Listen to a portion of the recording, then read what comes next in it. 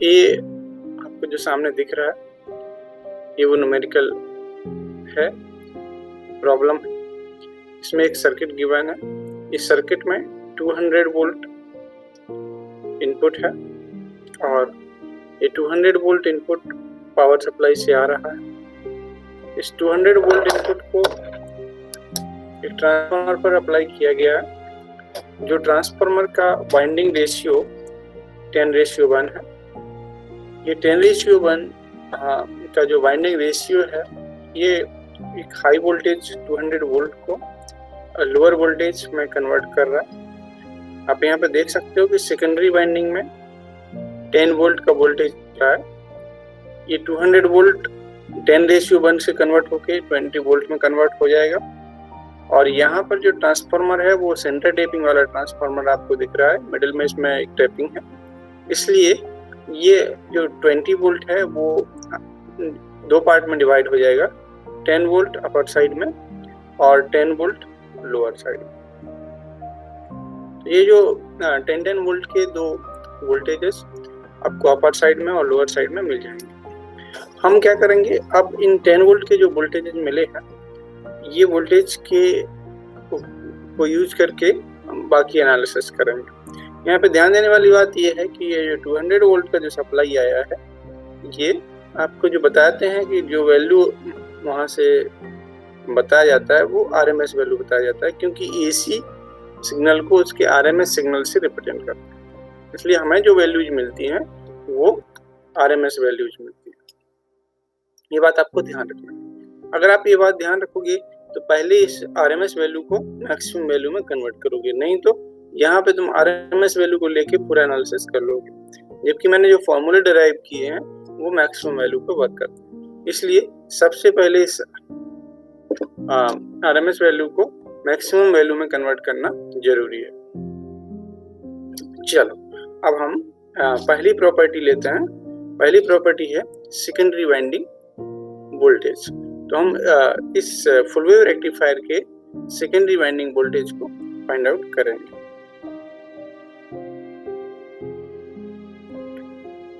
चलो यहाँ बताओ नेक्स्ट। ये 20 प्रॉपर्टी है। 20 प्रॉपर्टीज मैंने लास्ट लेक्चर में बताया, कंप्लीटली डिराइव किया है। आइडियल केसेस भी लिए हैं, प्रैक्टिकल केसेस भी। तो आपको अगर इनके बारे में डिटेल से समझना है कि होती क्या है, इनको कैसे डिराइव किए जाते हैं, इसके इक्वेशन क्या होता है, तो आप इससे पहले वाला लेक्चर मेरा देख लीजिए। आपको एक एक फैक्टर को, एक एक प्रॉपर्टी को डिटेल में बताया गया है। उसमें आपको पूरा समझ में आ जाएगा कि कौन सी प्रॉपर्टी क्या होती है। आप बोलोगे सर मैंने ऐसा तो कहीं पर नहीं पढ़ा कि 20 प्रॉपर्टीज, मैं आप ही के लेक्चर में पढ़ रहा हूँ। तो मैंने 20 प्रॉपर्टीज इसलिए, ये प्रॉपर्टीज बहुत कम थी। मेन प्रॉपर्टीज इसमें से कुछ ही हैं। जैसे मेन प्रॉपर्टी है आपकी रेक्टिफायर एफिशिएंसी, मेन प्रॉपर्टी है आपकी रिपल फैक्टर, मेन प्रॉपर्टी है आपकी transformer utilisation factor, main property है आपके पास पीक इनवर्स वोल्टेज, और मेन प्रॉपर्टी है आपके पास वोल्टेज रेगुलेशन। बस ये जो 5 प्रॉपर्टीज हैं वही मेन प्रॉपर्टीज, ये 5, ठीक है। आपको 5, 6 आपको ही बोलेगा कि सर आपने फिर ये 5 प्रॉपर्टीज बस थी तो इतनी सारी 20 क्यों, 5 की आपने 20 कर दी, बहुत बढ़ा दिए। मैंने इनको इसलिए बढ़ाया है जिससे आप स्टेप बाय स्टेप, 1 बाय 1 हर एक चीज को समझ सकें, है ना। और इसको मैंने बहुत ही सिस्टमेटिक तरीके से बनाया हुआ है, जिससे कि आप अगर आपको ये वाली वैल्यू निकालनी है, ये 5 वैल्यू आपको निकालना है, तो आप इससे पहले की अगर स्टेप करते हुए आएंगे तो आप बहुत आसानी से इनको निकाल पाएंगे और बहुत आसानी से उनको समझ भी पाएंगे कि उनको क्यों उस तरीके से निकाला जा रहा है जैसा कि बताया। चलिए अब अपन प्रॉपर्टी देख लेते हैं। पहली प्रॉपर्टी जो है वो है सेकेंडरी वाइंडिंग वोल्टेज। तो सेकेंडरी वाइंडिंग वोल्टेज, जैसा कि मैंने अभी आपसे बताया कि जो वोल्टेज आते हैं वो आरएमएस वैल्यू होती है। जब आरएमएस वैल्यू है तो उसको आप जब मैक्सिमम वैल्यू में कन्वर्ट करोगे तो √2 से मल्टीप्लाई होगा। आरएमएस वैल्यू 10 वोल्ट यहाँ पे आ रहा है, तो ये 10 × √2 कर देंगे। जब 10 × √2 करोगे तो ये 14.14 वोल्ट आ जाएगा। तो जब ये 14.14 वोल्ट आ गया तो यही आपकी मैक्सिमम वैल्यू। अब मैक्सिमम वैल्यू से जो सेकंड प्रॉपर्टी है वो है maximum load current. Maximum load current find out करने के लिए आपको क्या करना पड़ता है, सेकेंडरी वाइंडिंग का voltage divided by load resistance plus forward diode resistance plus secondary winding resistance. तो यहाँ पे कितना वोल्ट आया था, 14.14 वोल्ट ये आया था सेकेंडरी वाइंडिंग का वोल्टेज, जो कि आपके पूरे सर्किट को डिराइव करता है किसी भी एक साइकिल। दूसरे साइकिल में दूसरा 14.14 वोल्ट पूरे के पूरे सर्किट को डिराइव करता है। तो इस तरीके से सिर्फ 14.14 वोल्ट ही ऐसा वोल्टेज है जो कि सर्किट में वर्क कर रहा है या लोड तक करंट पहुंचा रहा है। तो उसके बीच में जितने भी रेजिस्टेंसेस आते हैं उन सब को डिवाइड कर दोगे तो आपके पास करंट मिल जाएगा। रेजिस्टेंस सबसे ज्यादा वैल्यू का है लोड रेजिस्टेंस, और उसके बाद ये आपका डायोड का फॉरवर्ड रेजिस्टेंस है, ये सेकेंडरी वाइंडिंग का रेजिस्टेंस है। तीनों को ऐड कर दिया। ऐड करने के बाद हमारे पास 13.39 मिली एम्पियर का करंट फ्लो हो रहा है। मतलब हमारे पास जो सर्किट है, अगर मैं सेकेंडरी वाइंडिंग बना दूं, सेकेंडरी वाइंडिंग का आधा पार्ट बनाया हुआ है, उससे डायोड लगा हुआ है और डायोड के बाद लोड लगा हुआ है, इस तरीके का एक कंप्लीट सर्किट है। इस सर्किट में से करंट फ्लो हो रहा है, उसका वैल्यू मैंने IM से मेजर किया है। यहाँ पे 1K का रेजिस्टेंस लोड में लगा है और ये शायद 50 ओम का रेजिस्टेंस यहाँ पे आपको आया है, डायोड का फॉरवर्ड रेजिस्टेंस, और सेकेंडरी वाइंडिंग का रेजिस्टेंस 10 ओम का है। तो इस तरीके से हमने करंट, इसमें एक KVL अप्लाई करके भी करंट निकाल सकते हैं। KVL के बाद आपका इक्वेशन यही आएगा और इसी इक्वेशन से सॉल्व होगा। आगे चलते हैं और अगला जो प्रॉपर्टी है वो है मैक्सिमम लोड वोल्टेज। अगर आपने मैक्सिमम लोड करंट निकाल लिया तो मैक्सिमम लोड वोल्टेज निकालने में कोई प्रॉब्लम नहीं है। आप मैक्सिमम लोड करंट को लोड रेजिस्टेंस से मल्टीप्लाई कर सकते हैं। तो यहाँ पे मैं देख लूँ कि कितना आपके पास आया था यहाँ पर वोल्टेज करंट 13.39 मिली एम्पियर। तो वोल्टेज कितना आएगा, ये हो जाएगा 13.39 milliampere into 1 kilo ohm का रेजिस्टेंस। तो ये सीधा सीधा मिली एम्पियर है और ये किलो ओम है, दोनों आपस में कैंसिल हो जाएंगे। 13.39 वोल्ट्स सीधा सीधा यहाँ पे मिल जाता है। इतनी आपको आइडियली वैल्यू, प्रैक्टिकली आपको इतने वैल्यू मिलेगी लोड के क्रॉस 13.39 वोल्ट। अब हम अगली प्रॉपर्टी की बात करते हैं। अगली प्रॉपर्टी है DC load current. DC load current का इक्वेशन होता है 2IM/π। आपने डिराइव करके देखा था लास्ट टाइम, इंटीग्रेशन करके लोड करंट का आपने करंट का वेव फॉर्म बनाया। वेव फॉर्म बनाने के बाद ये इंटीग्रेशन किया, इंटीग्रेशन करने के बाद 2IM/π आया था। 2IM/π में वैल्यू 2 इंटू 2IM का वैल्यू 13.39 मिली एम्पियर आया है, इसलिए मिली को रिप्रेजेंट करने के लिए मैंने 10⁻³ से मल्टीप्लाई कर दिया, डिवाइडेड बाय पाई, तो पाई का 3.14 वैल्यू सब्स्टिट्यूट कर दिया। 8.53 milliampere current flow, DC load current से फ्लो। डीसी लोड वोल्टेज कैसे निकालेंगे? डीसी लोड करंट को आप लोड रेजिस्टेंस से मल्टीप्लाई कर दीजिए, डीसी लोड वोल्टेज आपके पास है। सिंपल है, बहुत ही आसान है, बहुत जल्दी आ जाएगा। देखिए मैंने क्या किया, डीसी लोड करंट आ गया था 8.53 मिली एम्पियर और लोड आपको पता है 1 किलो ओम का लगा हुआ है। सिंपल 8.53 वोल्ट आ गया, 8.53 वोल्ट्स। सिंपल, बहुत आसानी से आपको वैल्यू मिल जाती है। डीसी लोड वोल्टेज आ गया, डीसी लोड करंट आ गया। आप कौन सा वैल्यू निकलेगा आप ही बताइए, आप बताइए।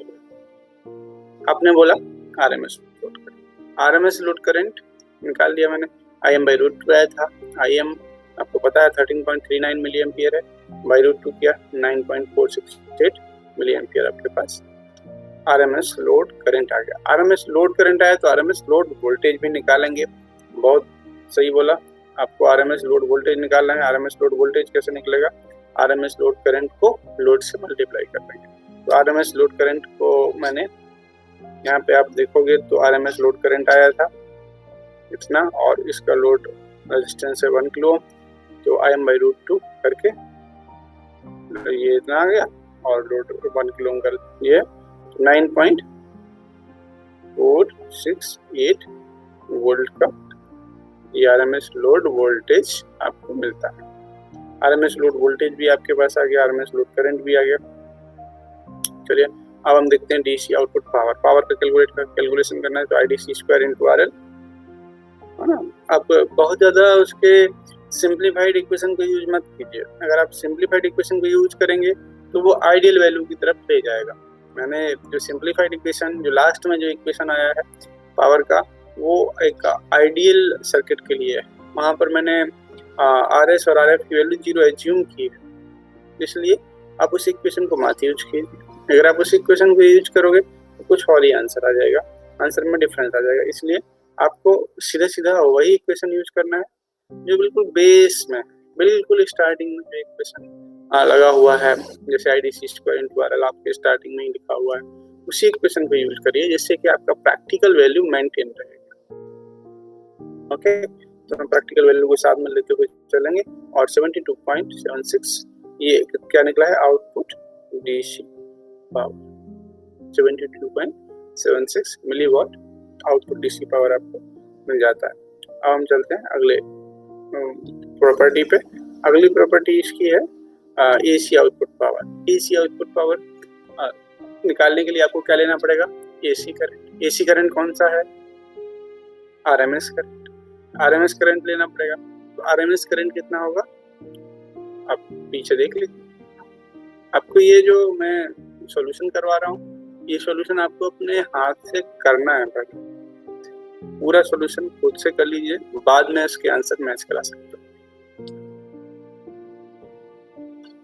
ओके, तो यहाँ पे ये वैल्यू आ जाएगी input DC power. DC input power कैसे? IDC square. यहाँ पे आपको ध्यान रखना है, आपको RS और RF RL तीनों को एक साथ लेके मल्टीप्लाई कर देना है तो इनपुट DC पावर निकल आता है। तो यहाँ पे मैंने वही काम किया, मल्टीप्लाई कर दिया, इनपुट DC पावर आ गया। वैसे ही जैसा इनपुट DC पावर आया है वैसे ही आपका आउटपुट में चलते हैं। तो आउटपुट का निकल गया, इनपुट का भी निकल गया। तो यहाँ पे मैंने जो लिखा हुआ है रेक्टिफायर एफिशिएंसी, इसमें ये जो पावर है DC पावर, ये किसका इंपुट का है या आउटपुट का है? और जो AC पावर है ये किसका है? इनपुट का है या आउटपुट का? Of course output DC power. Power output upon input he efficiency होती है ना। तो आउटपुट में DC आना चाहिए, इनपुट में AC होना चाहिए, तभी तो रेक्टिफायर बनेगा। रेक्टिफायर का इनपुट क्या होता है? AC और आउटपुट क्या होता है? DC। तो आउटपुट अपॉन इनपुट, तो आउटपुट में DC, इनपुट में AC। आउटपुट आया 72.76, इनपुट आया 95.02। तो यहाँ पे कितना आ गया पावर? 76.57 इफिशियंसी, 76%। आइडियल केस में कितनी आई थी? 80% समथिंग आइडियली। आप आइडियल का लेके भी चल सकते हो। आइडियल का जो आउटपुट पावर निकलेगा और इनपुट पावर निकलेगा वो इक्वेशन से निकाल सकते हो जो डायरेक्टली इक्वेशन दिए हुए। या फिर दूसरा तरीका ये है कि उसमें RS का वैल्यू RF का वैल्यू 0 एज्यूम कर लो और कैलकुलेशन कर लो, तो आप उसमें आइडियल पावर आपको उतना ही मिलेगा जितना कि आपका जब डेरिवेशन किया था पिछले लेक्चर में जितना पावर आया था उतना ही पावर आपका अब भी आएगा। ओके, नेक्स्ट देखें रिपल फैक्टर। रिपल फैक्टर होता है IRMS अपॉन, रिपल फैक्टर के लिए ये इक्वेशन होता है IRMS upon IDC square minus 1। इस इक्वेशन को यूज करके आप इसमें IRMS अपॉन IDC, तो IRMS का वैल्यू मिली एम्पियर में होता है, ये भी मिली एम्पियर में है और डिनोमिनेटर भी मिली एम्पियर में है। ये मिली एम्पियर है और ये भी मिली एम्पियर है, दोनों मिली एम्पियर आपस में कैंसिल हो जाते हैं और दोनों कैंसिल होके इसलिए दोनों को नहीं लिखा है और ये आंसर आ गया 0.4816। इतना रिपल फैक्टर आपको मिल जाता है। अगले देखें ट्रांसफार्मर यूटिलाइजेशन फैक्टर। तो ट्रांसफार्मर यूटिलाइजेशन फैक्टर में थोड़ा सा लंबा कैलकुलेशन जाता है क्योंकि यहाँ पे सेकेंडरी वाइंडिंग और प्राइमरी वाइंडिंग डिफरेंट है। मतलब सेकेंडरी वाइंडिंग में 2 पार्ट होने की वजह से यहाँ पे डबल कैलकुलेशंस करने पड़ते हैं। पहला जो कैलकुलेशन होता है सेकेंडरी वाइंडिंग के लिए होता है, उसमें डीसी आउटपुट पावर अपन एसी रेटिंग निकाल लेते हैं। तो डीसी आउटपुट पावर हम निकाल चुके हैं, इतना आया। और ट्रांसफार्मर की रेटिंग निकालना है, वीएम देते हैं, वीएम का वीएम बाई रूट कर दिया, आई एम बाई रूट कर दिया। तो दोनों का यहाँ पे value by root two value यहाँ पे लिखा हुआ है, वीएम बाई रूट का भी और आई एम बाई रूट का भी। और उससे ये पावर आ गई 0. ये यहाँ पे वैल्यू आ गई 0.768। इसको एक बार चेक कर लेना कि, क्योंकि यहाँ पे दो वैल्यू लिखी हुई है, एक 768 लिखी है, 810 तक, तो दोनों में से कोई एक भी करेक्ट हो सकती है। और प्राइमरी वाइंडिंग का होता है 2 into transformer utilisation factor of half wave rectifier, क्योंकि प्राइमरी वाइंडिंग ऐसे दिखती है कि यहाँ पे सेकेंडरी वाइंडिंग में 2 हाफ वेव रेक्टिफायर लगे हुए हैं। इस तरीके से प्राइमरी वाइंडिंग का भी कैलकुलेट किया जा सकता है। तो हाफ वेव रेक्टिफायर का जितना आया था उसको 2 से मल्टीप्लाई कर लीजिए। तो वही यहाँ पे किया गया, हाफ वेव रेक्टिफायर का मैंने फिर से निकाल लिया है, IDC square into RL of IM by root 2 होगा, BM बाई रूट 2 होगा। यही बात आपको ध्यान रखना है। मैंने देखो पहले by root 2 IM by root 2 कर दिया था और BM बाई रूट 2 कर दिया था। यही मिस्टेक जनरली लोग कर देते हैं एग्जाम। वो क्या करते हैं, IM बाई भी रूट 2 कर देते हैं और BM बाई भी रूट 2 कर देते हैं। तो उस केस में आपका आंसर गलत हो सकता है। तो IM बाई 2 करना है, ये ध्यान रखना, ये वाला चीज इंपॉर्टेंट है, और BM बाई रूट 2 करना है। इसके बाद आप बहुत आसानी से ये 0.54 आ जाएगा। और जो टोटल ट्रांसफार्मर यूटिलाइजेशन फैक्टर होता है दोनों का, प्राइमरी वाइंडिंग और सेकेंडरी वाइंडिंग के ट्रांसफार्मर यूटिलाइजेशन फैक्टर का एवरेज होता है। तो दोनों का एवरेज यहाँ पे निकाला हुआ है। प्राइमरी वाइंडिंग का 0.768 लिया, अगर आपका 0.8 बना रहा है तो फिर दूसरा आंसर आ जाएगा, और सेकेंडरी वाइंडिंग का 0.54 लिया, दोनों का एवरेज निकाले 0.654। ये प्रोसेस आपको लेना है। आंसर में मिस्टेक हो सकता है, थोड़ा बहुत चेंज हो सकता है, आंसर वेरी कर सकता है, क्योंकि ये कैलकुलेशंस मैंने जिसने किसी और के नोट से कलेक्ट किए हुए हैं, तो हो सकता है कि उसने मिस्टेक कर दिया हो, तो आपका भी मिस्टेक हो जाएगा। इसलिए जो न्यूमेरिकल वैल्यूज हैं उनको आप ऐसे ब्लाइंडली मत मान के चलिए। आप अपना कैलकुलेटर उठाइए, कैलकुलेटर से कैलकुलेट कीजिए, और कैलकुलेट करने के बाद जो भी आंसर आता हो वही आंसर आपको मानना है। अगर नहीं आ रहा है, कुछ और आ रहा है, तो आप अपना आंसर वहाँ पर लिख लीजिए। ये सारी वैल्यूज आपको खुद से भी कैलकुलेट करना है साथ में। अब हम चलते हैं पीक इनवर्स वोल्टेज की तरफ।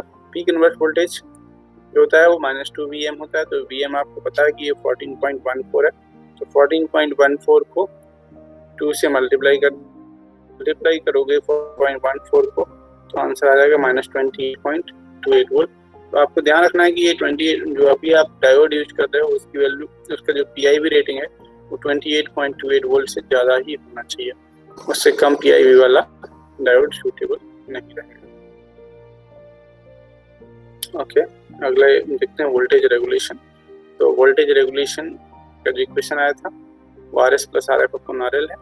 तो ये 6% आता है, और अगर आप आइडियल केस लोगे तो आइडियल केस में RS भी 0 होता है, RF भी 0 होता है, और ये वोल्टेज रेगुलेशन की वैल्यू 0 आएगी। चलिए नेक्स्ट ले लेते हैं। नेक्स्ट है आपका रिपल फ्रीक्वेंसी। रिपल फ्रीक्वेंसी आपको पता है कि आउटपुट में डबल हो जाती है। आउटपुट का वेव फॉर्म बहुत मतलब डबल स्पीड से रिपीट होता है compare to the input waveform, इसलिए जो टाइम पीरियड है वो पहले वाले टाइम पीरियड का आधा हो जाता है, और टाइम पीरियड आधा होने के कारण फ्रीक्वेंसी डबल हो जाती है। तो यहाँ जो 50 हर्ट्ज की फ्रीक्वेंसी इनपुट में दी गई थी, अब वो आउटपुट में 100 हर्ट्ज फ्रीक्वेंसी का सिग्नल आपको मिलेगा। Ripple voltage is maximum voltage of the output to minimum voltage of the output. तो यहाँ पर चूंकि मिनिमम वोल्टेज 0 है और मैक्सिमम वोल्टेज ही इम्पोर्टेंट है, तो मैक्सिमम वोल्टेज के बराबर ही आपको रिपल वोल्टेज मिल जाएगा। 14.14 आंसर आया है रिपल वोल्टेज का। आप ये वोल्टेज तो सेम रहेगा आइडियल और प्रैक्टिकल दोनों टाइप के ही रेक्टिफायर्स में। और अगला जो वो है कौन सा होगा, वो पीक फैक्टर। पीक फैक्टर क्या है, मैक्सिमम अपॉन RMS। तो maximum value upon RMS value. RMS value कितना होता है, IM/√2।